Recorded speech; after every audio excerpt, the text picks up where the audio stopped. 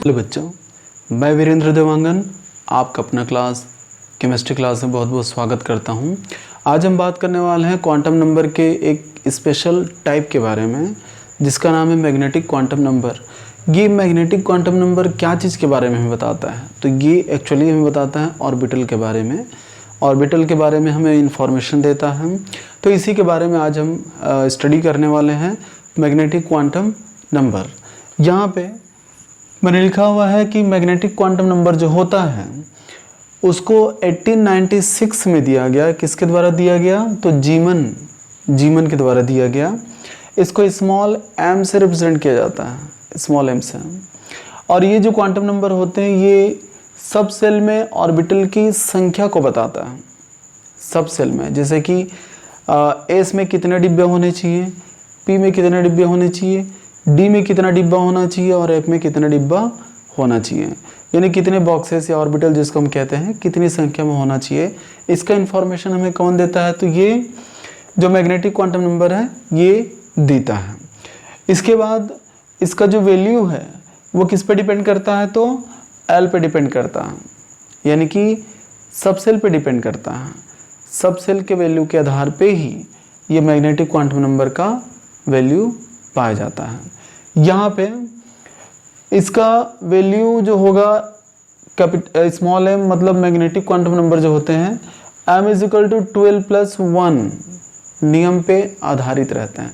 मतलब यदि m की वैल्यू निकालनी है तो हम 12+1 से निकाल सकते हैं। 2l+1, l मतलब हम यहाँ पे बोल सकते हैं कि जो m की वैल्यू हो वो l पे डिपेंड करती है। क्लियर है?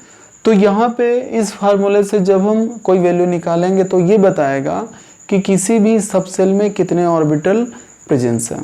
जैसे मैंने कहा कि P में 3 ऑर्बिटल हैं, D में 5 ऑर्बिटल हैं और F में 7 ऑर्बिटल हैं। क्लियर है? तो इस तरह से ये जो वैल्यू हमें मिलेगा वो किस तरह से होगा? -L to 0 और 0 to +L के अनुसार होता है।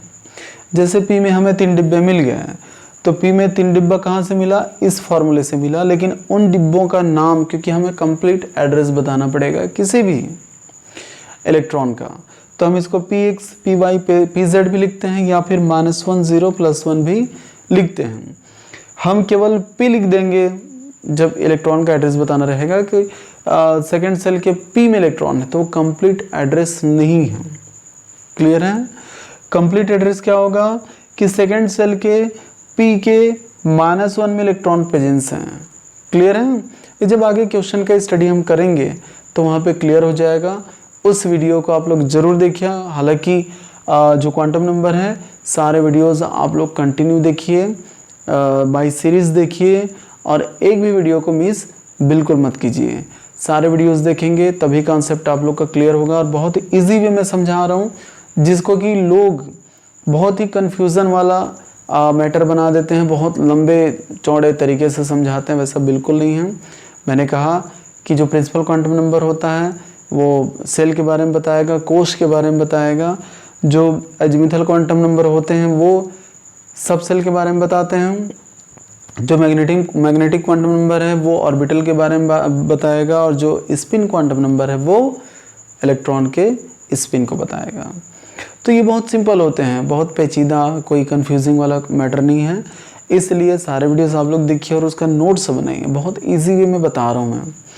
तो यहाँ पे जैसे मैंने कहा कि 1896 में इस क्वांटम नंबर को दिया गया, जीमन के द्वारा दिया गया। इसको स्मॉल एम से रिप्रेजेंट करेंगे। ये सब सेल में ऑर्बिटल की संख्या को बताएगा। क्लियर है? इसका जो वैल्यू होगा वो L यानी अजमीथल क्वांटम नंबर पर डिपेंड करता है। यहाँ पे इस फार्मूले से क्लियर है। यदि m की वैल्यू निकालनी है तो 12+1, L की वैल्यू हमने क्या रख दी? मान लो 1 रख दी, तब आंसर कितना आएगा? 3। तो 1 जो होता है वो P सब सेल को रिप्रेजेंट करता है और P में कितने डिब्बे होने चाहिए तो इस फार्मूले से हमें पता चल जाता है। क्लियर है? यहाँ पे मैंने बताया कि जो भी हमें डिब्बे या ऑर्बिटल जो मिलेंगे वो -L to 0 0 to +L के अनुसार हम उसको डिनोट करेंगे। क्लियर है? अब यहाँ पे हम एग्जाम्पल में बात करते हैं तो L इजिकल टू 0, यदि द्विगंशी क्वांटम नंबर का मान यदि 0 है तब m की वैल्यू क्या होगी 1। इसका मतलब ये हुआ कि यदि L की वैल्यू 0 मतलब S के बारे में बात करें तो S में कितने डिब्बे होने चाहिए, तो 1। क्लियर है। ये सब कहाँ से निकलता है, तो वहाँ से वैल्यू हमें निकलता है। यदि L इजिकल टू 1 हम बात करें, 1 मीन्स P, तब यहाँ पे m की वैल्यू क्या हो जाएगी, 3 हो जाएगी। मतलब p में कितने डिब्बे हो गए हैं, 1 2 3। यदि L इजिकल टू 2 यानी हम d सब सेल के बारे में बात कर रहे हैं तो यहाँ d सब सेल में कितने ऑर्बिटल होने चाहिए, तो m इजिकल टू 5 यानी कि -2 -1 0 +1 +2। क्लियर है। अब यहाँ पे L इजिकल टू 3 यानी कि हम A सब सेल के बारे में बात करें तो A सब सेल में क्या होगा, कितने ऑर्बिटल होने चाहिए, तो 7। ये सब से जो वैल्यू है हमें वहाँ से मिल रहा है। हम L की वैल्यू रखते जाएंगे तो हमें M की वैल्यू मिलती जाएगी। इसीलिए मैंने लिखा हुआ है कि इसका जो वैल्यू होगा वो L पे डिपेंड करता है। क्लियर है। यहाँ पे जैसे मैंने कहा L की वैल्यू यदि 3 है यानी A सब सेल के बारे में बात करें तो वहाँ पे m की वैल्यू 7, मतलब उसमें कितने ऑर्बिटल होने चाहिए, तो 7 ऑर्बिटल होना चाहिए। जिसका नाम क्या होगा, -3 -2 -1 0 +1 +2 +3। क्लियर है। तो बिल्कुल इसी तरह से ये जो क्वांटम नंबर है ये सब सेल में ऑर्बिटल की संख्या यानी नंबर ऑफ ऑर्बिटल्स को रिप्रेजेंट करता है, उसके बारे में इंफॉर्मेशन देता है, उसके बारे में हमें बताता है। तो ये था मैग्नेटिक क्वांटम नंबर। उम्मीद करता हूँ कि ये वीडियो आप लोग को बहुत अच्छे से इजी वे में समझ में आया होगा। और जब भी वीडियो को आप लोग देखते हैं वीडियो को लाइक और सब्सक्राइब जरूर करना है ताकि मेरे सारे वीडियो के अपडेट्स आप लोग को बिल्कुल समय पर मिलता रहे। लेकिन जब भी वीडियो को आप लोग देखते हैं वीडियो का नोट्स बनाइए, स्टडी कीजिए, उसका कलेक्शन कीजिए ताकि इन फ्यूचर आप लोग के बहुत ज़्यादा ये काम आए, बहुत ज़्यादा आप लोग के लिए यूज़फुल हों। तो ठीक है बच्चों, इसी के साथ आप सभी को good luck, take care, thank you.